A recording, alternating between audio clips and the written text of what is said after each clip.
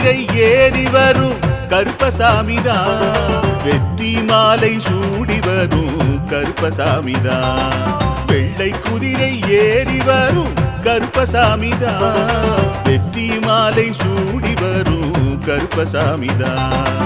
கஷ்டமெல்லாம் தீர்க்க வரும் கருப்பசாமிதான், கஷ்டமெல்லாம் தீர்க்க வரும் கருப்பசாமிதான்.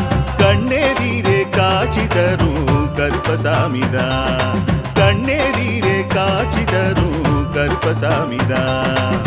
புளியரை நீங்க வாங்க சந்ததி தழைக்கும், புண்ணியத்தை வாங்கிட்டு போங்க நிம்மதி பிறக்கும்.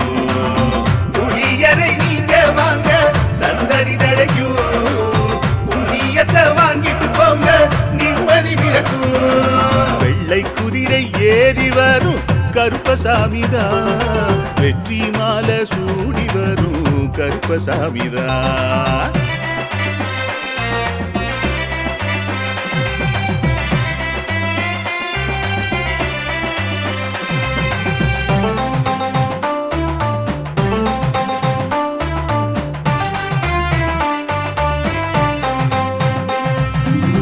ராமரோட பரம்பரை தானே புளியரை கருப்பசாமி, ஐயப்பசாமி சித்தரோட அருள்வாக்கு.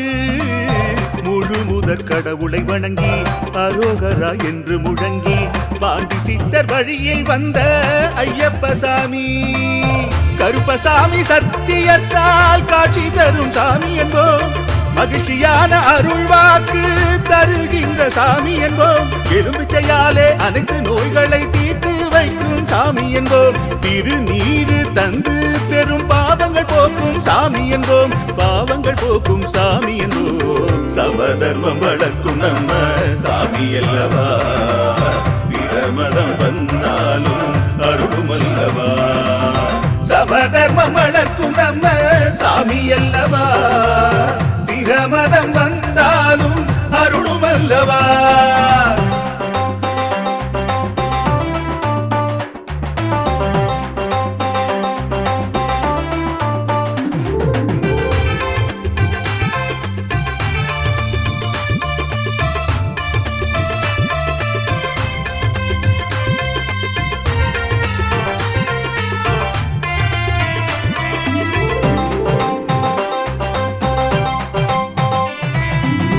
கட்டுமனை வீட்டுக்கிங்கே காவலாக இருப்பவராம், கட்டுமனை பூர்த்தி அடைய ஆசி தருவார்.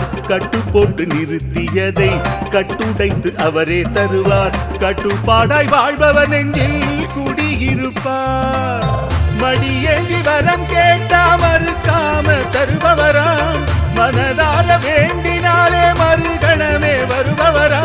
கற்பூர தீபம் ஏற்றினாலே ஒளியில் அவரே தெரிவாரே, கருப்பசாமி என்றே அழைத்தால் இதயம் முழுதும் நிறைவாரே, எதையும் முடித்து தருவாரே.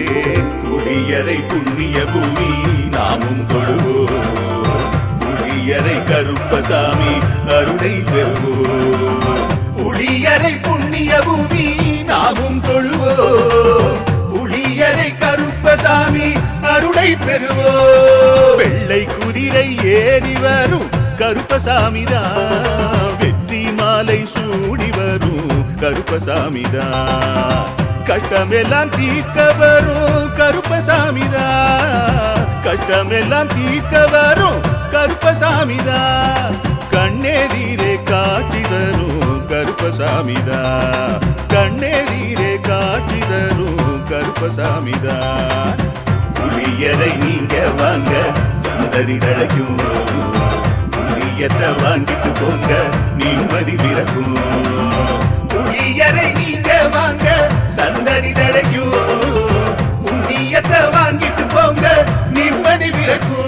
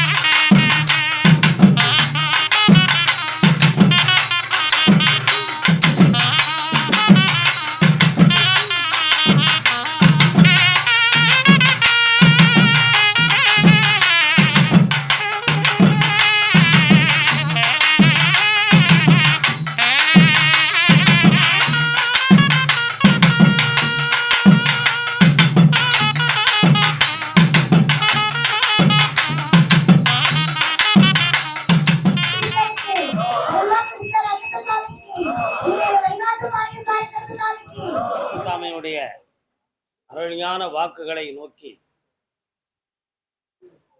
இங்கே ஆனந்தமாக வீற்றிருக்கிற எல்லா பக்தர்களுக்கும்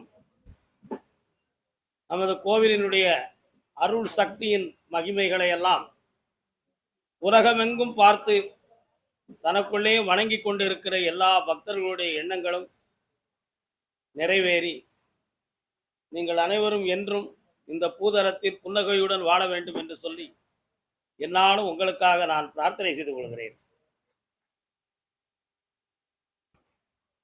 வாக்கு சக்தி என்பது ஒரு சாதாரணமானதே இல்லை. கொடுக்க வாக்கு நிறைவேற வேண்டும், சொல்லும் வாக்கு உண்மையாக இருக்க வேண்டும், அதில் தெய்வ சக்தி கலந்திருக்க வேண்டும். இவைகள்தான் வாக்கு சக்தி என்பது.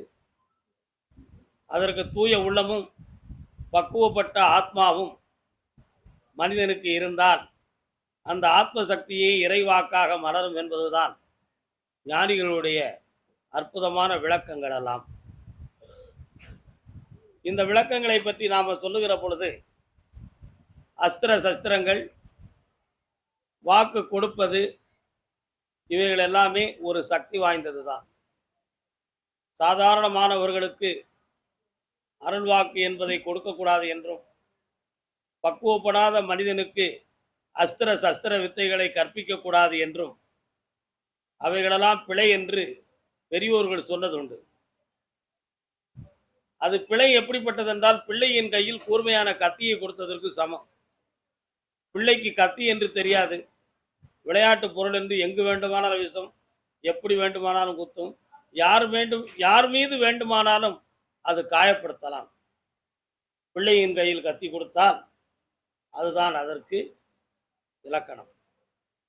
அதனால் வாக்கு சக்தியை பெறுவதும் வாக்கு சக்தி கொடுப்பதும் ஒரு சாதாரண விஷயம் இல்லை என்பதற்கு நிறைய சான்றுகள் உண்டு. எனது குருசாமி பாண்டிச்சித்தர் அவர்கள் சொன்ன வாக்கு தவறாமல் நடந்த ஒரு மாபெரும் உத்தம சித்தர்.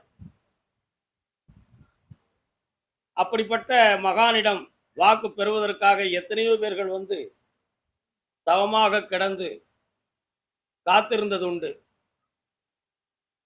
அப்படி இருந்தும் அவர் யாருக்கும் சரியான முறைகளில் அருள்வாக்கு கொடுப்பதற்கு முன் வந்ததில்லை.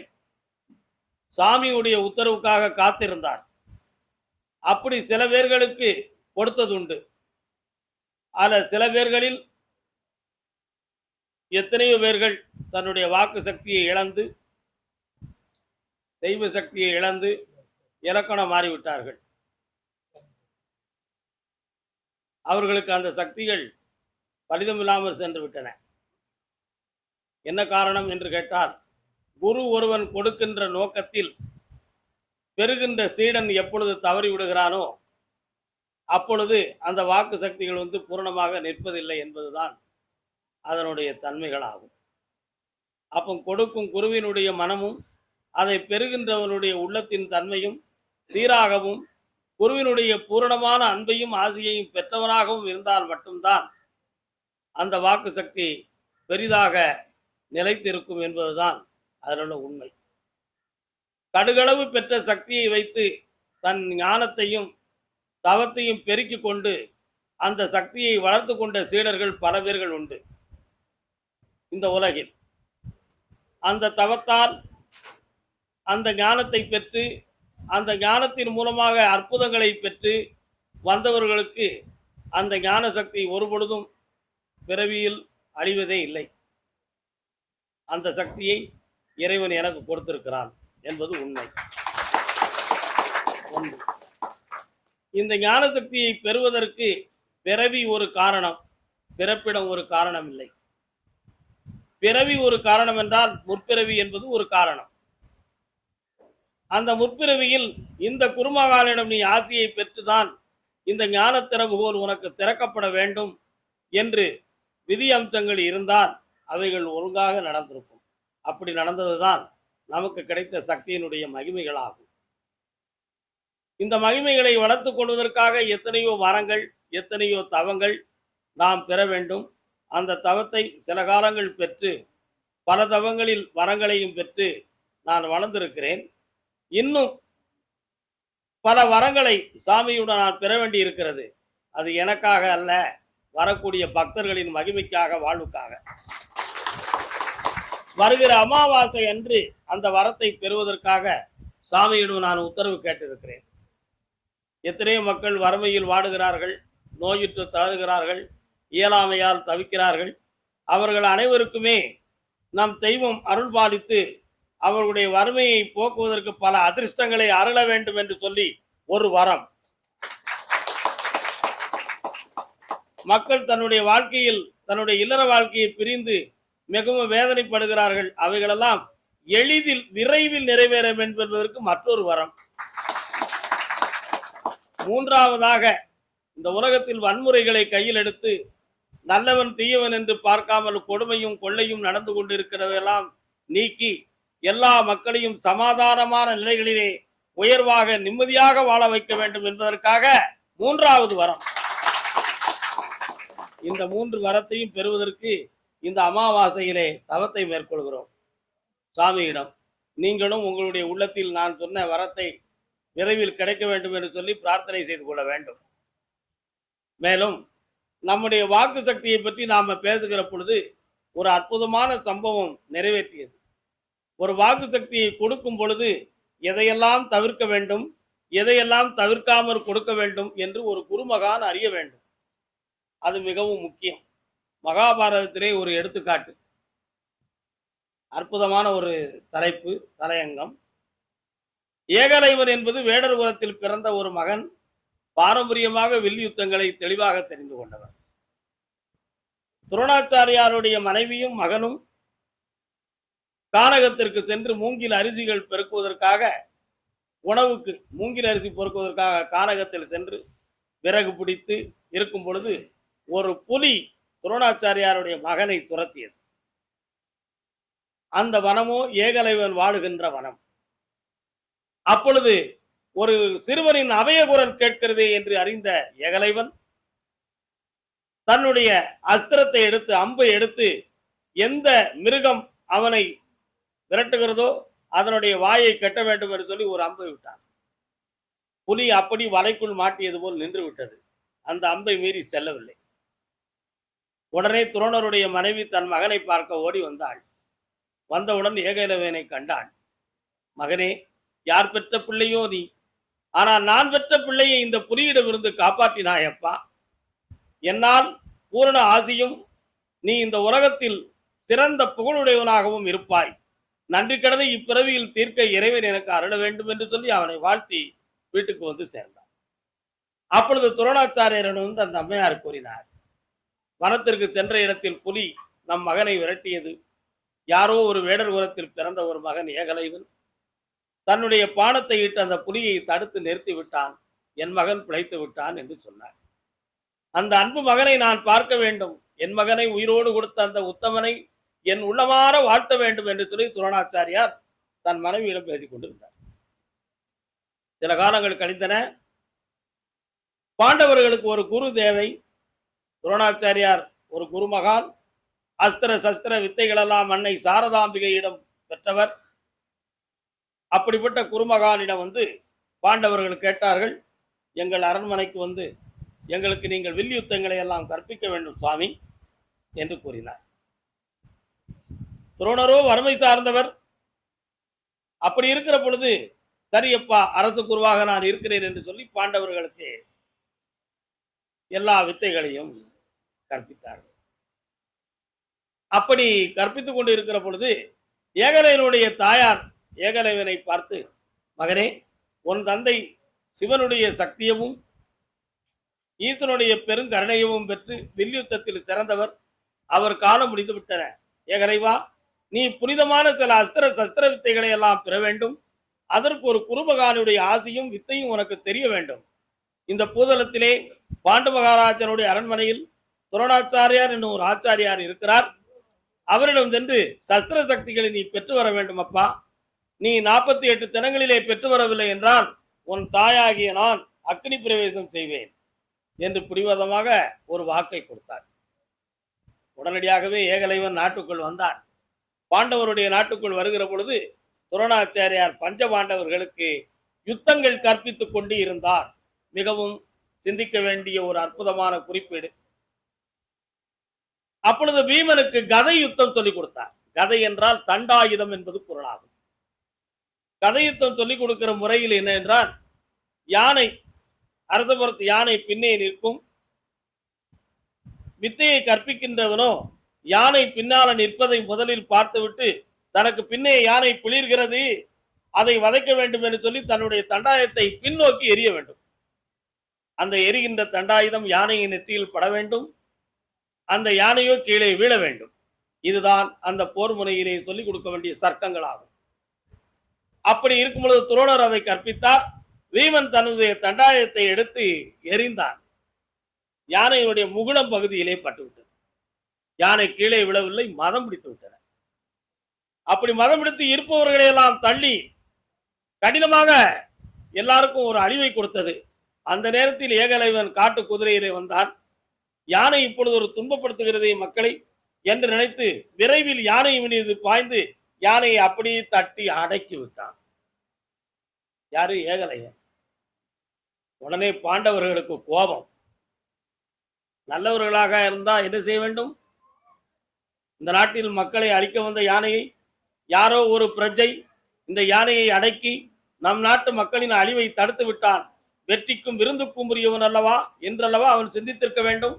ஆனால் அவன் சிந்திக்கவில்லை. அப்படி நம்முடைய நாட்டில் நம்மை விட ஒரு வீரன் இருக்கிறானே, இவன் இருக்கக்கூடாது என்று நினைத்தான். பாண்டவர்கள் முதல் பீமன் வரை.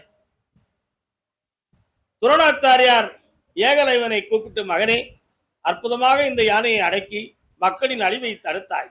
உனக்கு என்ன வர வேண்டுமானால் நான் தருவேனப்பா என்று சொன்னார். இதுதானே தக்க தருணம். ஐயனே, தாங்கள் யார் என்று எனக்கு தெரியவில்லை என்றார். நான் தான் துரோணாச்சாரியார் பாணர். நான் உங்களைத்தான் காண வந்தேன் சுவாமி. நான் காட்டில் திரியும் வேடர்களிலே ஏகலைவன் என்பது எனது பெயர். எனக்கென்று ஒரு நாடும் இருக்கிறது. ஆனால் உங்களிடம் அஸ்திர சஸ்திர வித்தைகளை படிப்பதற்காகத்தான் இங்கு வந்தேன். என் தாயாரின் கட்டளையாகும் என்று சொன்னார். துரோணாச்சாரியார் சொன்னார், மகனே, உனக்கு எல்லா சஸ்திர வித்தைகளும் நான் அருளுகிறேன். அந்த வித்தைகளை நீ பெறுவாய், என் மூலம் நீ பயனடைவாய் என்று சொன்னார். உடனே துரோணாச்சாரியருடைய மகனவி அங்கு வந்தார். சுவாமி, அன்றொரு நாள் வனத்திலே நம் மகனை காப்பாற்றியது இந்த மகன்தான் என்று ஏகலைவனை காட்டினாள். காட்டிய உடனேயே துரோணாச்சாரியாருக்கு உள்ளம் பொறித்தது. என் மகனை காப்பாற்றிய உனக்கு எப்பொழுது நன்றிக்கடன் தீர்ப்பேனோ என்று எதிர்பார்த்திருந்தேன். இறைவா, என்ன மாயமோ மந்திரமோ உன்னை கொண்டு வந்து என் மலரடியில் சேர்த்ததப்பா. ஆகையினால் என் வித்தைகளை எல்லாம் நீ பெறுவாய். உலகமிழக்கும் உன்னுடைய புகழ் ஓங்கிக் கொண்டே இருக்கும் என்று வாக்கை கொடுத்தார். கள்ளம் இல்லாமல் முதலில் செய்து விட்டார். பாண்டவர்கள் அங்கிருந்து வந்தார்கள். துரோணாச்சாரியரை பார்த்து, அரசாங்க குருவாகிய நீங்கள் எங்களுக்கு மட்டும்தான் வித்தை கற்பிக்க வேண்டும். எங்களை தவிர வேற யாருக்கும் எந்த வித்தைகளும் கற்பிக்க கூடாது. அப்படி கற்பித்தால் நீ ராஜகுருவாக இருக்க மாட்டீர், என் நாட்டிலும் வசிக்க மாட்டீர். உடனடியாக வெளியேற வேண்டும் என்று சொல்லி பாண்டவர்கள் கட்டளையிட்டார்கள். இவைகளெல்லாம் மகாபாரதத்திலே மறைக்கப்பட்ட கதைகள், நான் சொல்வதெல்லாம். ஏனென்றால் மகாபாரதத்தில் பாண்டவர்கள் தான் கதாநாயகர்கள். அவர்களை பற்றி நம்ம கதையை தாழ்வாக சொல்லிவிடக் கூடாது என்று நினைத்து தற்காலத்தில் வந்த மகாபாரத எழுத்துக்களெல்லாம் இவைகளை மறைத்து வைத்திருந்தன. நான் முற்காலத்தில் படித்ததெல்லாம் உங்கள் முன்னே சமர்ப்பிக்கிறேன், புரிந்து கொள்ள வேண்டும். இந்த சூழ்நிலைகள் வந்த உடனேயே ஏகலைவா, உனக்கு நேர்முகமாக என்னால் கற்பிக்க முடியவில்லை என்று சொன்னார். ஏகலைவன் மனம் நொந்து காட்டுக்கு செல்லுகிற பொழுது ஒரு இடத்திலே துரோணாச்சாரியாரை போலவே மண்ணில் ஒரு உருவத்தை செய்தான். தன் மனதை அடக்கினான். சர்வேஸ்வரனாகிய சிவபெருமானை வர வைத்து துரோணாச்சாரியாரை என் மானசீக குருவாக நினைத்தேன். துரோணாச்சாரியரிடம் இருக்கக்கூடிய அத்தனை வித்தைகள் அனைத்தும் எனக்கு அப்படியே அருள்பாலிக்க வேண்டும் சிவபெருமானே என்று நினைத்தான். அப்படியே அந்த தெய்வ சக்தி துரோணாச்சாரியார் பெற்ற வித்தைகளை எல்லாம் ஏகலைவனுக்கு முழுக்க முழுக்க அருளியது. அப்பொழுது முதலில் ஒரு பெரிய சோதனை அசரீதியாக கேட்டது. ஏகலைவா, நீ பெற்ற இந்த சஸ்திரத்தில் ஒன்றை எடுத்து அக்னி பகவானை நினைத்து எய்வாயாக. நான் உடனே ஏகலைவன் ஒரு அம்பை எடுத்து அக்னீஸ்வரா என்று எரிந்தான். அந்த இடத்துல தீப்பிடித்தது காட்டுல.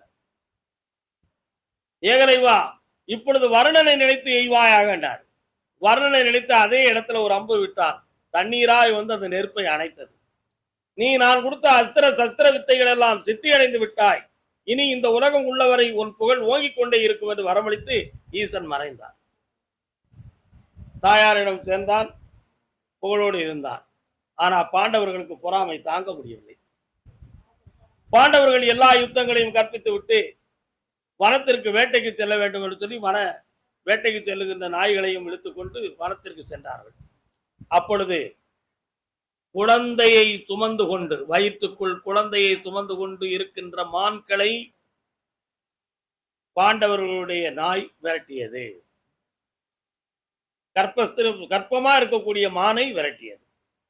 அந்த மானின் அழுகுரலிலே வனத்திலே இருந்து கொண்டிருந்ததனால ஏகலைவருக்கு இது குழந்தை இருக்கிற மானின் சப்தம் என்பதை உணர்ந்து தவிக்கிறதே என்று நினைத்து விரட்டி வந்த நாய்களை தன் பானத்தால் தம்பர சித்து அஸ்திரம் வைத்தான். தம்பரம்னா கட்டுதல். துரத்தி வந்த நாய்களுடைய வாய்களெல்லாம் கட்டி விட்டன. அப்படி கட்டிய வாயோட போய் பாண்டவர்களுக்கு முன்னால போய் நின்னுச்சு.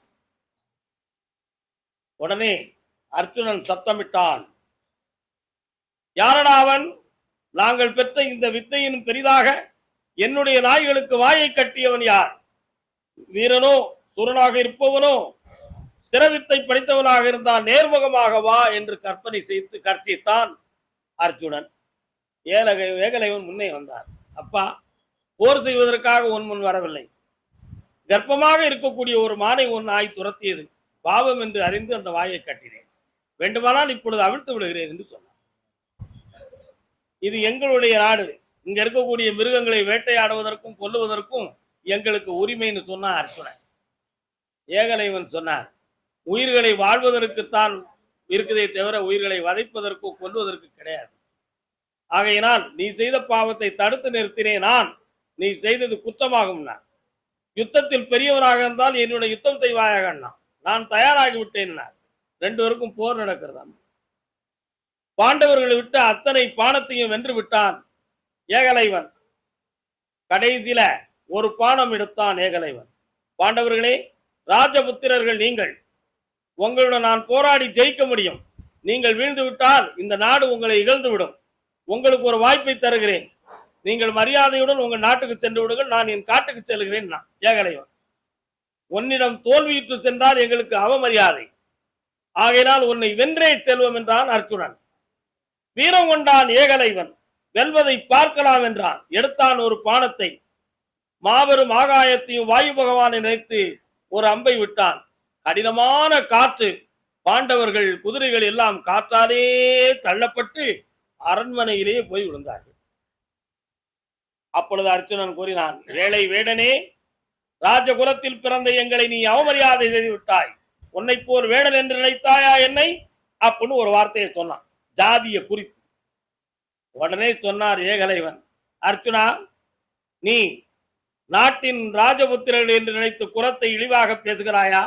குணத்தாலும் தவத்தாலும் தரத்தாலும் நடத்தாலும் உயர்ந்தவன் தான் உயர்ந்தவன். நீயோ பிறப்பிடத்தை பற்றி பெருமை பேசுகிறாய். என்னை ஏழை வேடன் என்று ஏளனம் செய்த காரணத்தினால், காட்டில் திரியும் வேடன் என்று என்னை நீ கர்த்தனை செய்த காரணத்தினால், இந்த பிறவியில் நீயும் உன் சகோதரர்களும் உன் குடும்பத்தார்களும் வனத்தில் வேடனை விட இழிவாக அடைவீர்கள் என்று சாபமிட்டான். ஆகையினால் தான் 12 ஆண்டுகள் பாண்டவர்கள் தன் குடும்பத்தோடு வனவாசம் சென்றார்கள். அந்த சாபத்திலே அது துரியோதனன் மூலமாக அந்த சாபம் நிறைவேற்றப்பட்டது. இது ஒரு வாக்கு. புரிகிறதா? ஏகலைவன் சொன்னது ஒரு வாக்கு நிறைவேறிவிட்டது அல்லவா? வாக்கு சக்தி. துரோணாச்சாரியார் கடைசியாக ஒரு முடிவு. துருபதன் என்பவன் துரோணருடன் படித்தவன். ஆனா அவன் ஒரு நாட்டின் மன்னன். வறுமை தாழாத துரோணாச்சாரியான் தன் நண்பனை சென்று ஒரு உதவி பெற வேண்டும் என்று நினைத்து சென்றான். அப்பொழுது துருபத மன்னனோ நாட்டிய தாரகை ஒரு மங்கையை நாட்டியமாட வைத்து ரசனையுடன் உட்கார்ந்திருந்தான்.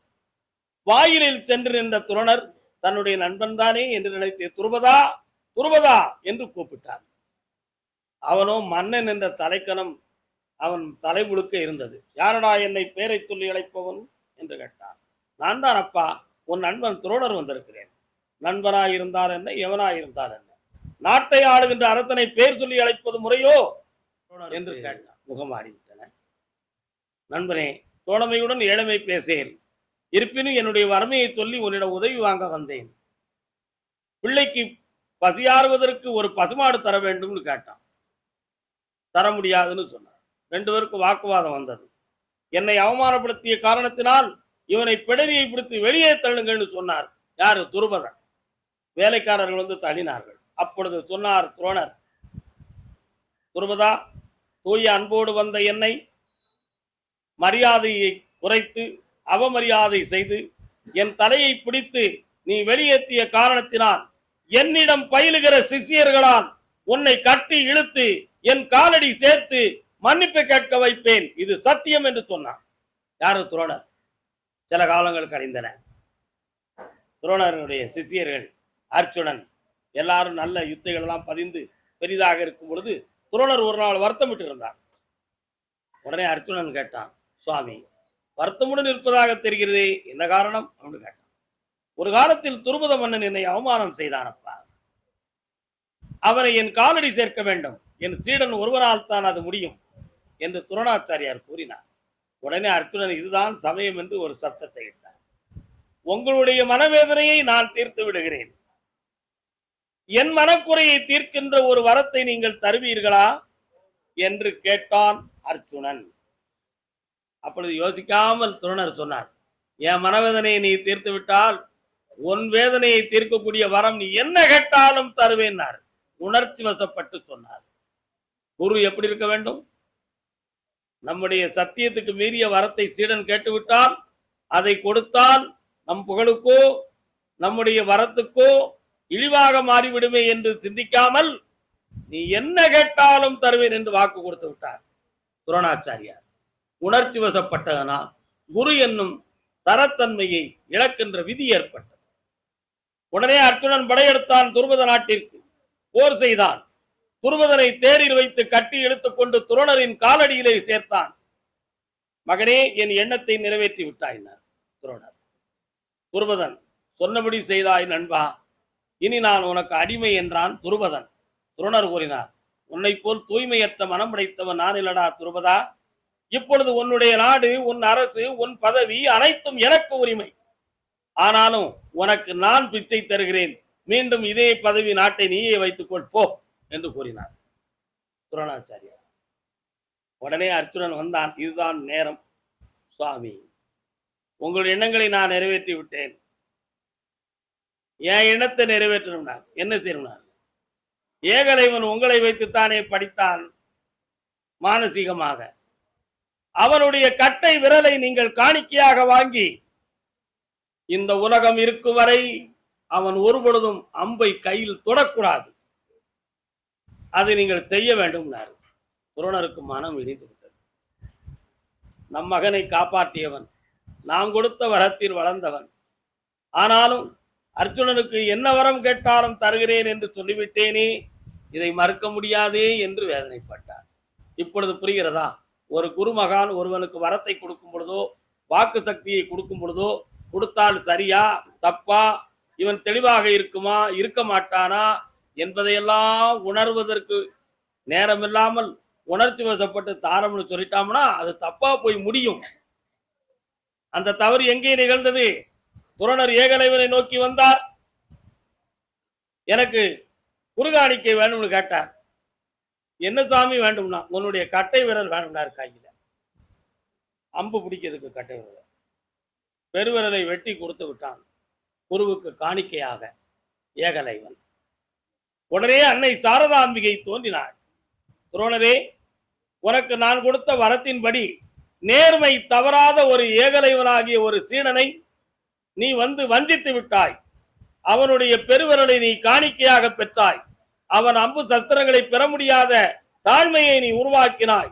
தர்மத்தை மீறி நீ சென்றதனால் எந்த சீடர்களுக்காக ஒரு உத்தம சீடனின் உள்ளத்தை வேதனைப்படுத்தி நீ துரோகம் செய்தாயோ, அதே சீடனில் ஒருவன் உன் தலையை வெட்டுவான்.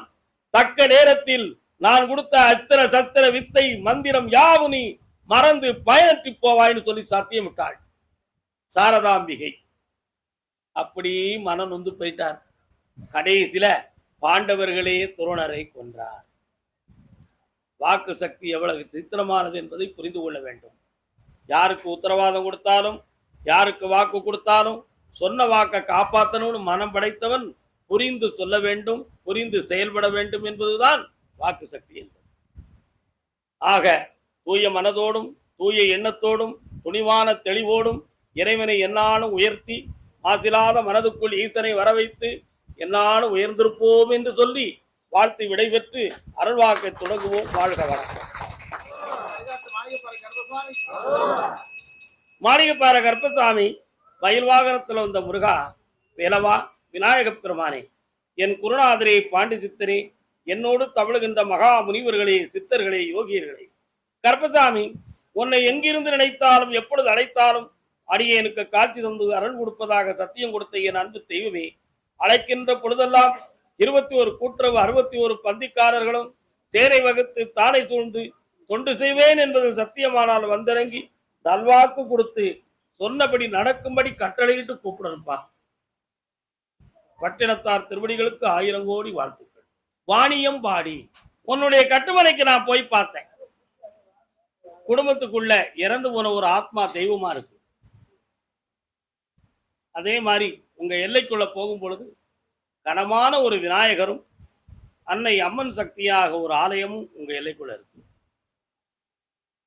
இவைகளெல்லாம் பார்த்து தெளிவான பின்பு இல்லற வாழ்க்கையில் புதுமையாக திருமணம் முடித்த 2 பேருடைய உள்ளத்திலும் நிம்மதியவும் மகிழ்ச்சியவும் பெற முடியாத ஒரு தடை இருக்கிறது. இந்த தடைகள் என்ன காரணத்தால் வந்தது, என்ன நிகழ்வால் நடக்கிறது என்பதை புனிதமாக உணர்த்தி இணைய வைத்து வாழ வைத்தால் போதுமல்லவா? காரணம் சொல்லலாம். உங்களை போல் உந்தன் மோகன புன்னகை மின்னுதழி. நீங்க 2 தான் காரணம். ஏன் படபடக்கிறாய்?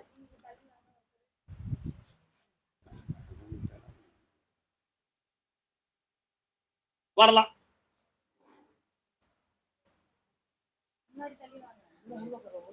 சில மாதங்களுக்கு முன்பு ஒரு பயப்படக்கூடிய அளவுக்கு ஒரு பிரச்சனையும் கீழே விழுந்ததிலே ஒரு மன அதிர்ச்சியும் தோன்றி இப்பொழுது உன்னுடைய மனம் பாதிக்கப்பட்டிருக்கு.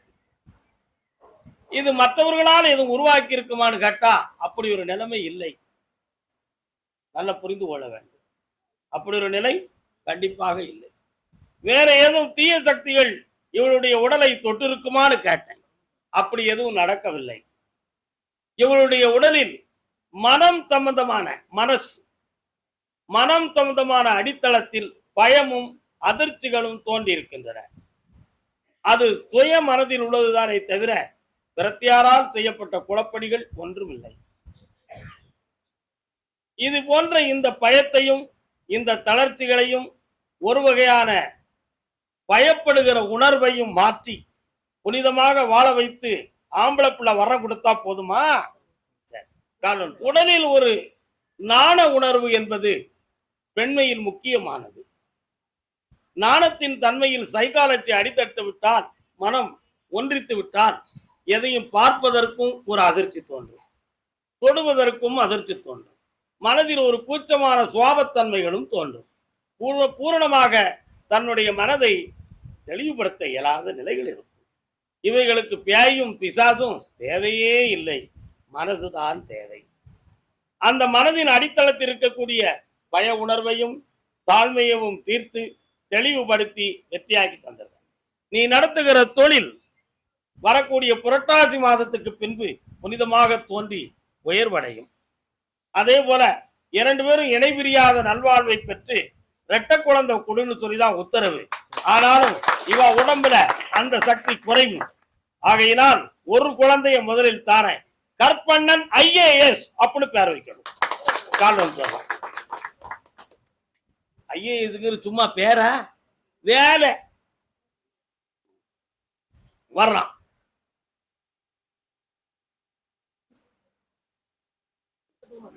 வரலாம். இன்னையிலிருந்து உன் மனதை தைரியமாக்கி இல்வாழ்வை பூரணமாக நிறைவேற்ற உதவுகிறேன். வெற்றி உண்டு. என்ன நினைச்சுக்காங்க, சாமி கும்பிட்டுக்காங்க. நல்லா இருக்கலாம். வாங்க மக்கா பக்கத்துல. என்னப்பா வேணும் உனக்கு? தொழிலை வளமாக்கி தாரேன். புரட்டாசி 20 இருந்து நல்ல தொழில் தொடங்கும். எந்த தடைகளும் இல்லாம காப்பாத்தி தாரேன். நடக்க முடியாத வேதனையை தீர்த்து தாரேன். பக்கத்துல வா. நல்லா இரு மகளே. உனக்கு அரசாங்க வேலை கொடுக்கலான்னு ஒரு உத்தரவு இருக்கு. அதுக்கு வேண்டிய சூழ்நிலைகளை எல்லாம் நீ முயற்சி செய். வெற்றி கிடைக்கும். கூட இருந்து காப்பாத்தி தாரேன். இந்த மகனே ஆனந்தமா. ஆமா, இன்னும் 2 பிள்ளைகள் கிடக்க. சரியாக்கி தரேன். வெற்றி தரேன். புண்ணியமாக மதியம் அன்னதானம் சாப்பிடாம போகக்கூடாது. கர்மசாமிக்கு கர்மசாமிக்கு மதுரை மாநகர். நான் படிச்சு பார்த்து 2 செகண்ட் போடு.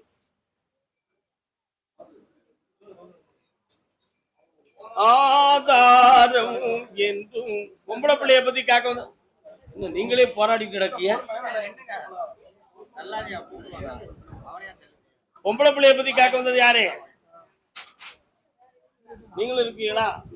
பொம்பளை பிள்ளை படிப்பா அல்லது வாழ்க்கையா என்று கேட்க வந்தது யாரு? வாழ்க்கை வேண்டும் என்று. கூட வந்த பெரியவர் யாரு? கால் வந்துட்டு வரலாம். ஐஏஎஸ் படிக்க போறியா? ஐபிஎஸ் படிக்க போறியா? என்ன படிக்கலாம்? படிக்க போறியா? வாய் திறந்து சொல்ல மாட்டுக்க. கவனத்தை மாத்தாதுங்க. ஐஆர்எஸ் படிக்க போறியா? ஒரே உறுதியா படிச்சிருவியா?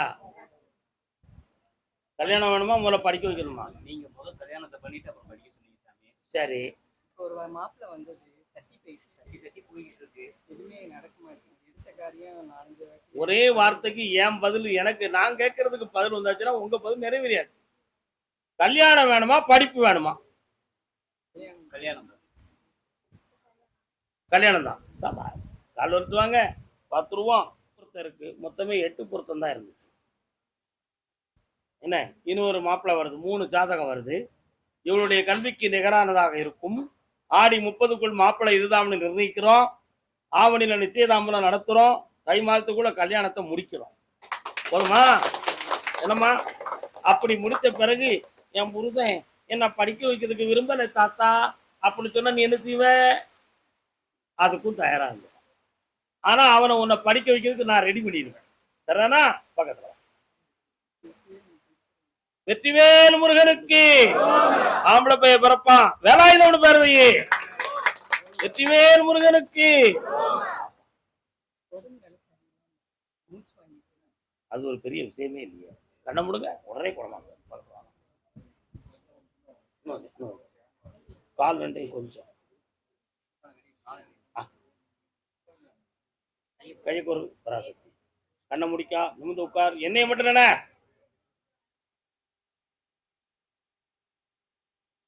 சரி. நுரையீரலிருந்து உணவு குழாய் வழியாக செல்லுகின்ற மூச்சுக்குழலில் கொஞ்சம் தடைகள். அது ஒரு நோயும் இல்லை, பிரச்சனையும் இல்லை. காற்று சம்பந்தமானது தான். குணமாயிரும். தைரியமா இருக்கலாம். பெரிய சிகிச்சை தேவையில்லை. குணமாக்கியாச்சு. நல்லா இருக்கலாம். ஐஸ்வர்யமான வீடு. உங்க மனத்தை மட்டும் சரி பண்ணிட்டா போதும். கோடி கோடியா வந்து சேரும். நல்லா இருங்க. அடுத்து பேசுவார் கர்மசாமிக்கு. அடுத்து அதே மதுரை மாநகர் எல்லை திருமண கோலத்தை பத்தி கேட்க வந்தது யார்? திருமண கோலத்தை பத்தி கேட்க